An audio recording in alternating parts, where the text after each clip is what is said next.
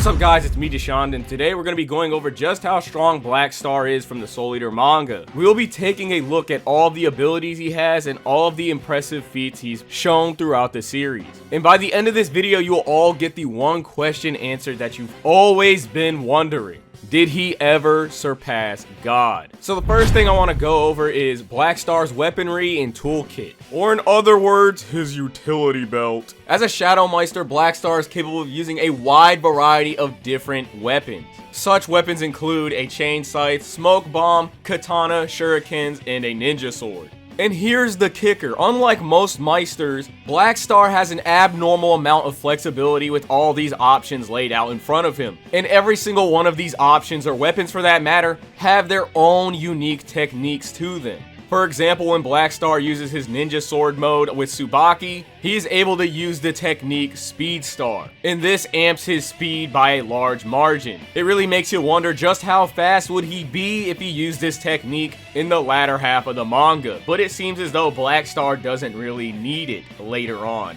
because he's just that dang fast. But that is really just some food for thought. What if he were to use this ability with his current speed? To me, that's pretty monstrous.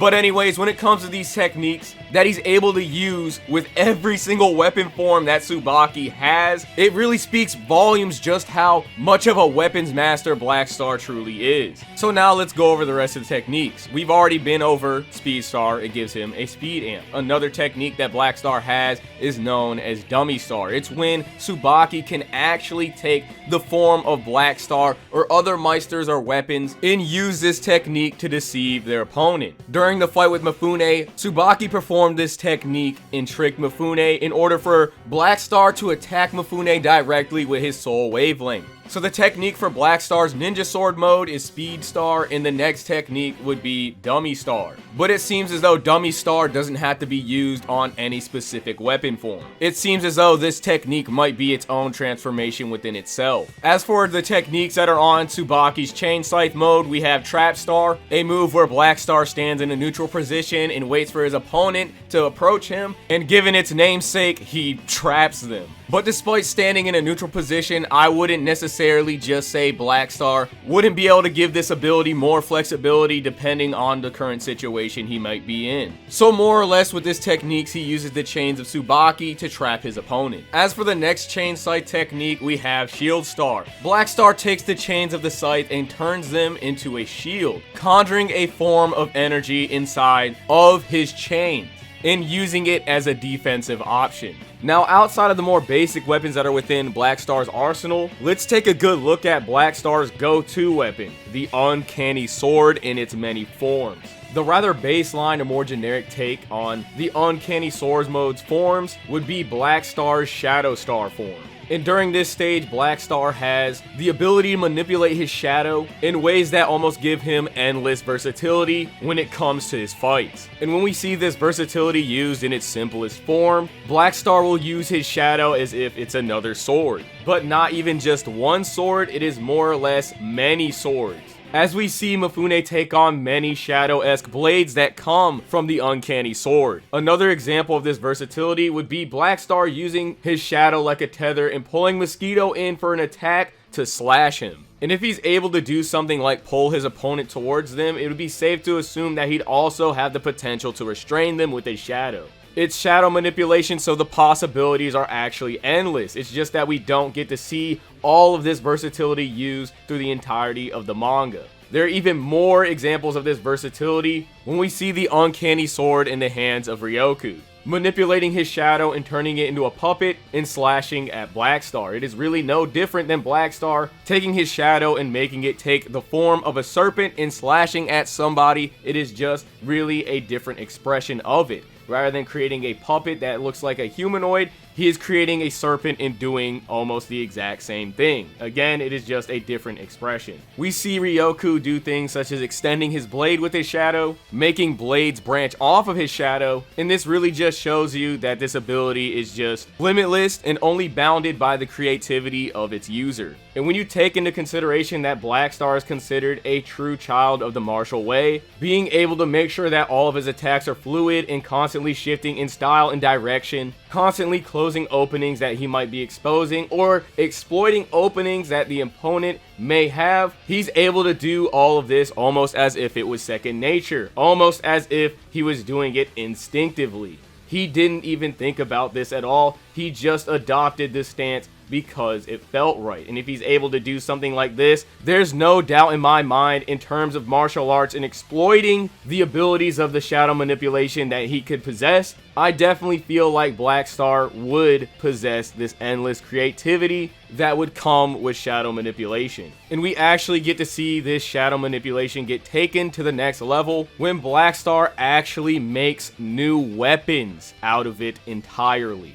With Shadow Star first form, Chain of Blackness, Black Star actually takes the uncanny sword and coats it with his own shadow and creates a brand new weapon, ultimately creating a more refined version of his chain sight. Now, as for Shadow Star second form, Leaf of the Moonlit Night, it is similar to the first form, but rather than being a more refined version of the chain sight, it is a more refined version of the shuriken. But what makes this version special is the fact that Black Star has the ability to enhance parts of his body by sticking them through the ring in the shuriken.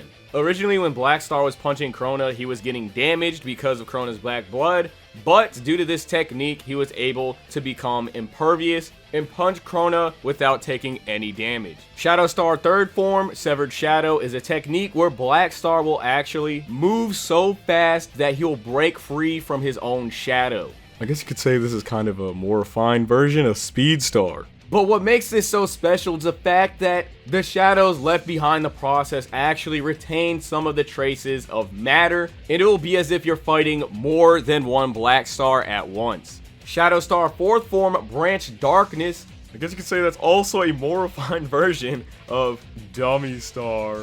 So many refinements. But rather than being a dummy with Branch Darkness, we actually get a Black Star clone. Tsubaki will take the form of Black Star and actually retain some of Black Star's actual strength. And last but not least, we have Black Star's zeroth form, Masamune. And with this form, Black Star conjures a giant scarf and takes his shadow manipulation and weapon creation to the next level. Not only does he use this scarf for a fashion sense, but he also uses it for offensive and defensive capabilities as well. And even creating other weapons with it, being able to use them as projectiles, and it seems as though his technique Infinity is very similar to Mifune's Infinite One Sword style. And it seems as though Black Star took inspiration from Mifune's jumbled lineup. So I actually wouldn't be surprised if he'd have his own takes on Mifune's moves. Another technique of Black Star's is the ability to create a projection of the inner warrior god within himself, and actually attack you with this same projection as he conjures other things out of his shadows, such as swords, great swords, and other things of that nature. It is unknown how strong this attack actually is when you take into consideration that the Kishin actually tanked it, but it is still impressive nonetheless. And whenever Black Star actually cuts with his sword, he can create an infinite amount of swords behind his blade and cut his opponent with them. Typically, we only see 5 of these swords, but I really doubt there's any real limitation to the amount of swords he can actually create. Now, when you take this large arsenal into account and look at the wide variety and flexibility Black Star has while utilizing it, I'd say with this toolkit in itself, he'd be able to counter a lot of people in terms of fighting. In terms of his more basic battle information, Krona was able to do a moon level feat by ripping out the tooth of the moon from Soul Eater. If I were to compare this feat to anything, I'd say it would be comparable to putting a small dent in the moon, nothing too major. When it comes to the same tooth that came out of the moon's mouth, Black Star is able to actually casually pick it up and throw it like it is nothing. So if you wanted to, I definitely say that Black Star has the potential to be moon level. There's even a moment in the manga where Black Star goes toe-to-toe with the Kishin's blast that seems as if it could blow up a fraction of the moon. If I were to guess, I'd say around a quarter, and he casually deflects this blast. But not only this, he's actually stronger than Kid, and Kid's soul wavelength is so strong that his soul eclipses the moon, and the wavelength itself can create waves on Earth. And Black Star is stated to be stronger than him. When it comes to the most jank and most impressive out of all of Black Star's abilities and feats, I would say it is the fact that he is beyond all human understanding. And with this, it seems as though Black Star can defy the laws of physics and everything that we understand in our known universe. It's a weird hack where Black Star is actually able to do anything he puts his mind to, deflecting laser beams with his bare fist, and even grabbing and interacting with them, literally tanking one of the Kishin's attacks, swallowing it whole, not taking any damage, and spitting it back up, and tanking it as if it was nothing. It is almost as if Black Star actually has Toon Force. As he states himself, as if I couldn't do something God can do. The only things I can't do are the things only I can't do. And to this, Liz responds, why doesn't he just say that he can do anything?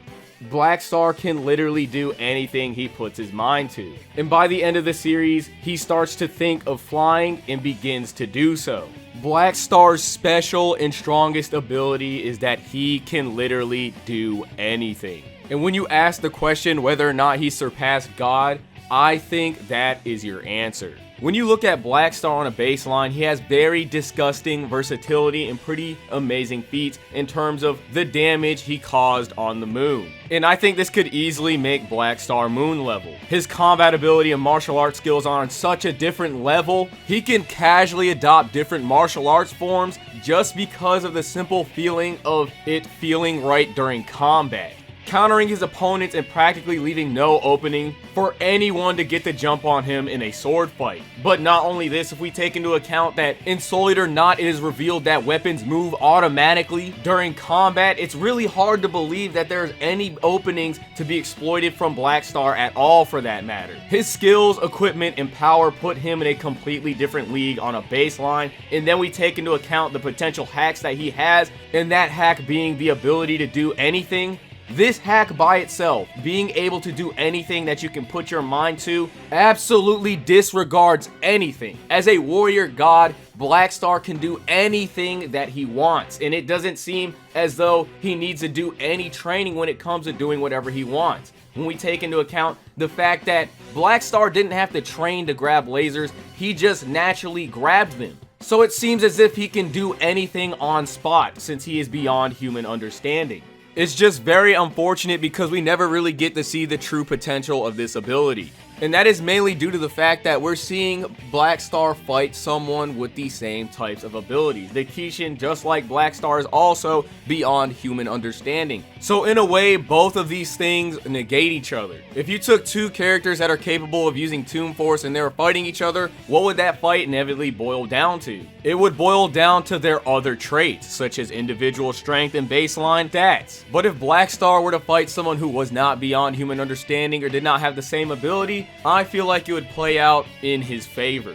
But yes, Black Star has the ability to do anything and to do anything that he wants on spot. I just wanted to point out the inconsistency at the end of the manga where Black Star is learning to levitate. He could probably levitate anytime he wanted to, it's just that whether or not he'd be able to control himself while levitating would be another story, and what's very special about this moment at the end of the manga is the fact that he's able to do it without Tsubaki.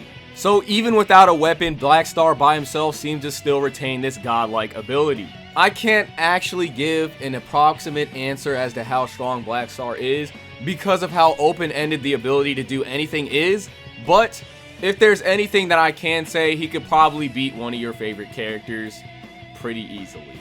And with all that being said, I hope you guys enjoyed this video. I hope to see you guys in the next Soul Eater video. Don't forget to like and subscribe, and I hope you guys have a wonderful day.